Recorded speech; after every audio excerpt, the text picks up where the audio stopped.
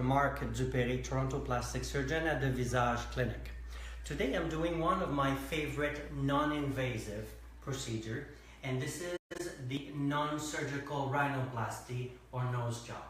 Now, not everybody is ready for surgery today or for some time, so I find this technique very valuable. This young Middle Eastern lady has a dorsal bump. We call it a hump in medical term. She also has a slight deviation to the right at the tip of her nose. She is not interested today in a rhinoplasty, so she came to us to get the non-surgical rhinoplasty. Now today I'm planning to use the Juvederm Volbella. It's one of our newer fillers, been around for a few years. It's a longer lasting hyaluronic acid filler. So it's a cousin of collagen, but it lasts longer than our previous Juvederm or Restylane products. What's also important, and usually it's done by plastic surgeon because we are trained to use cannula when we do fat grafting, for example. Now, the industry has created a very small cannula for our use. This cannula, I won't touch it because this is sterile, but is blunt. If I go through the skin with this, it will not go through it. There is a little hole at the side. It's impossible to see really, and this will help me to deliver the product safely. I've already made a tiny little puncture window with the needle, and that's why she has a little needle at the tip. And with my cannula, I will go inside safely, gently. There might be some discomfort for a second or so. I have frozen her nose with some topical cream, and gently I will inject some of my hyaluronic acid. So my technique today has twofold. First, I want to bury or camouflage the dorsal hump. I will do so by filling up above the hump into what we call the nasion. The nasion is the deepest part between the nose and the forehead. So this is the nasion right here. By filling above and sometimes a bit below, we're gonna bury this hump. Now we're fortunate here, this young lady has a very low nasion. If the nasion is not so low, then we are a bit limited. We cannot put so much, otherwise we will convert her nose into a Roman, more masculine nose. But with her, we have lots of leeway to put fillers above to create a beautiful straight nose. That's number one. Number two is to correct the deviation. So to do that, I will try to match the right side by injecting some of my hyaluronic acid into the left nasal tip. So here we go. I'm going to remove the needle. So this needle is solely to create a little window for this. Because this is not sharp, I need to open the skin for my cannula to get in. 1, 2, 3. 1, 2, 3, 3, 1, 1, 1. Here we go. Doing very well.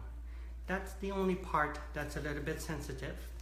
Now at this point, I'm going to inject my filler gently so people feel a little bit of pressure. And our filler is a bit like plasticine, it's moldable. And I go slowly, there's no rush.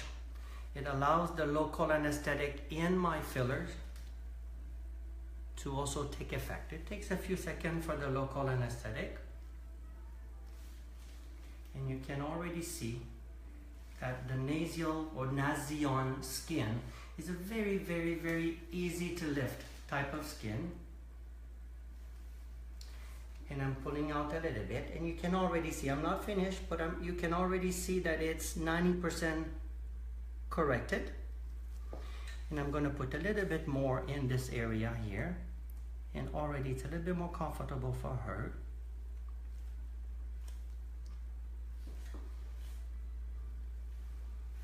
Now I'm pulling out a little bit. I'm going to work on the side here.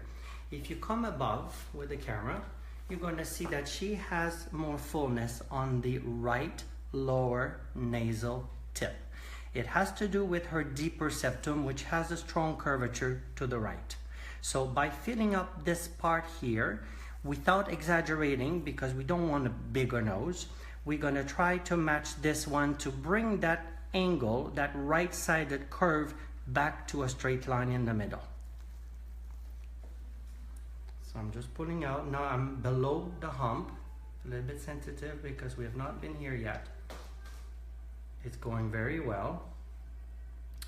I'm thanking my patient for allowing us to do this today. It's very good for education. And I love to use the cannula. As you all see on my social media, I do a lot of cannula for my buttock fat grafting, for facial fat grafting, for breast augmentation, for small augmentation, we use the cannula as well. Now I'm gonna pull out and have a look. It's looking already very nice. I'm gonna do a little massage.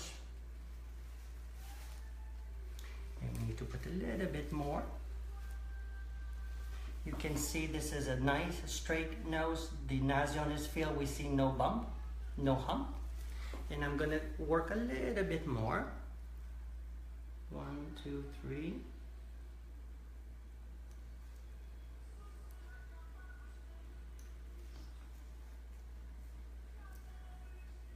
Now I use this as well for a lot of post-rhinoplasty when the symmetry is not perfect. Sometimes we need to buy a bit of time for the whole healing to happen. So I like to use this as well. Now, when people do fillers on the nose after a rhinoplasty, the injector has to be very cognizant of the anatomy because there are some complications after a rhinoplasty when using cannula. So it's important that if you are looking for a non-surgical rhinoplasty, that you seek the appropriate injector with the correct experience. And usually plastic surgeons are well aware of the anatomy, understands what a rhinoplasty is, and more importantly, we understand cannulas very well because we've been using cannulas for 20 years. So if you come a little bit closer now, I think we've got a very, very good results. This was where a bump was, and we filled this up here beautifully. And this will get a little bit more fullness in the next day or two, as the filler loves water. So I want to thank my patient again for allowing us to do this today. This is the non-surgical rhinoplasty with the cannula technique in Toronto with Dr. Marc DuPéré. Thank you for watching and have a lovely day.